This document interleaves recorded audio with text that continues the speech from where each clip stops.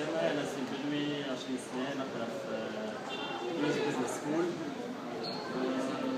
باش نحكي عن الأوضاع في المغرب العربي.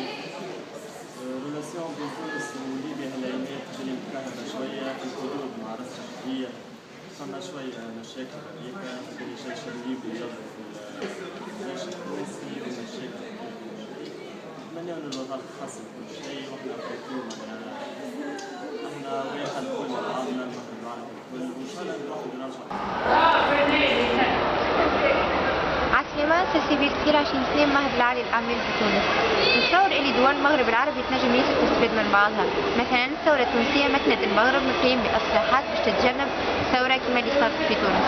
أما زادة استفادت من خلال الاستثمارات اللي خذيتهم واللي كانوا يصيروا في تونس قبل الثورة. أما هذا ما يمنعش اللي العلاقات بين دول اتحاد المغرب العربي تنجم تتقوى أكثر وتتحسن. سيرين وقسامي 19 سنة نقرأ في معهد العالي للأعمال بتونس. بالنسبة للعلاقات بين المغرب العربي ما همش قاعدين يستغلوا فيهم كما يجب. سورتو بعد الثورة فما اتفاقيات مصحة موجودة، سورتو فما اليونيون مغربيين مازالت كيعملوها، مي الاتفاقيات في الواقع ماهيش قاعدين يعملوا بهم. سورتو احنا باريكزومبل تونس الجزائر المغرب نجموا نستغلوا بعضنا أكثر ونحسنوا العلاقات بين بعضنا.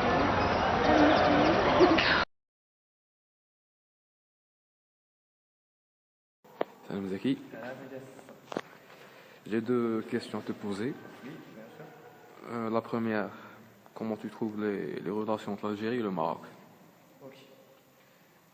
Les relations entre l'Algérie et le Maroc, c'est difficile de bien expliquer ce qui se passe, mais je vais essayer de formuler des exemples, des situations qui ont favorisé cette tension, parce qu'il y a vraiment une réelle tension entre les deux pays. Très bien. On peut dire que les peuples marocains et algériens sont frères, parfois de sang, ils ont la même religion, ils partagent la même langue, les mêmes convictions, mais il y a eu, durant ces temps modernes, beaucoup de tensions qui sont beaucoup plus venues d'autres guerres. Par exemple, la guerre froide, on peut dire que les Algériens étaient appuyés par l'URSS et aussi les Marocains par les États-Unis de l'Amérique. Cela avant avant que l'Algérie entre avec les pays non alignés à la guerre. Ensuite, il y a eu des dires que l'Algérie a été créée par la France. C'est-à-dire que le Sahara algérien, dont Tindouf, faisait partie du territoire marocain. C'est le premier point. Le deuxième point, c'est le fait que le Maroc ait envahi l'Algérie en 1963, alors que l'Algérie n'avait peut-être presque pas d'armée, elle était affaiblie. Ça a nourri fortement la haine des Algériens. Donc, forcément, il y a eu des répercussions à cela.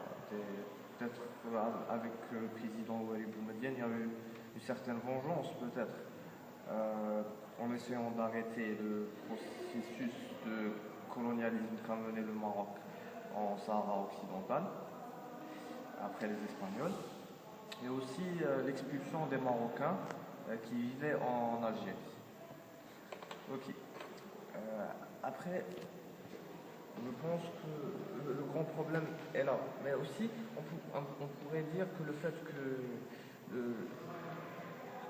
si le Maroc a le Sahara, ça n'arrangerait pas les affaires des Algériens aussi. C'est comme si le Maroc deviendrait plus fort.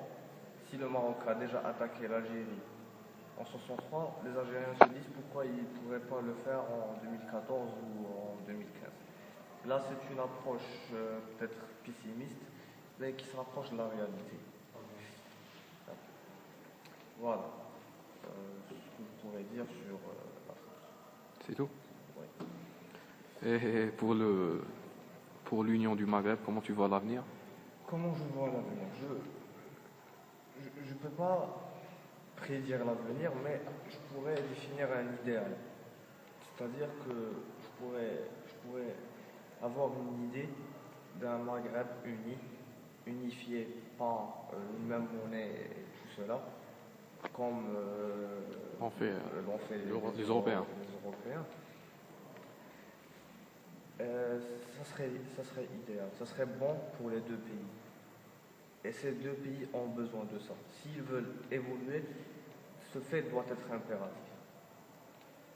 Mais pour cela, il faut une volonté une volonté, non seulement une volonté, et passer au-delà de oublier le passé. Oublier le passé, passer au-delà de ces problèmes. Parce que c'est comme un cercle vicieux.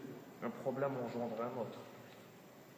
Il faut se dire que voilà, il y a eu une succession d'événements, il y a eu une succession d'hommes politiques, mais le Maroc et l'Algérie auront toujours cette volonté. Bon, ce chemin à suivre s'il veut devenir fort. Voilà, mais certes, il y a une certaine concurrence entre les deux peuples qui est beaucoup plus due aux problèmes politiques. C'est-à-dire, les problèmes politiques se sont installés dans les têtes des citoyens eux-mêmes. Il y a eu comme une haine. On doit passer à travers ces obstacles. Car c'est en passant à travers ces obstacles qu'on pourrait avancer. Sans oublier que les temps se font durs et la conjoncture actuelle nous impose d'être soudés face au terrorisme qui embrase nos frontières et des frontières des deux pays. Aussi ces maladies dévastatrices qui se propagent parmi Ebola.